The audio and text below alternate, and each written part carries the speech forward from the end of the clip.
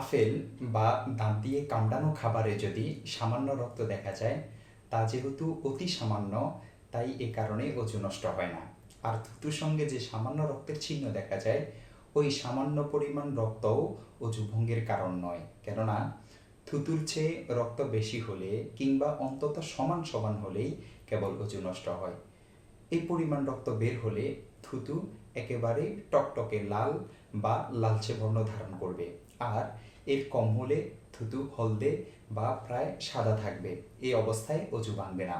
তবে ফলের যে জায়গায় রক্ত লাগবে তা খাবে না, বরং ফেলে দিবেন।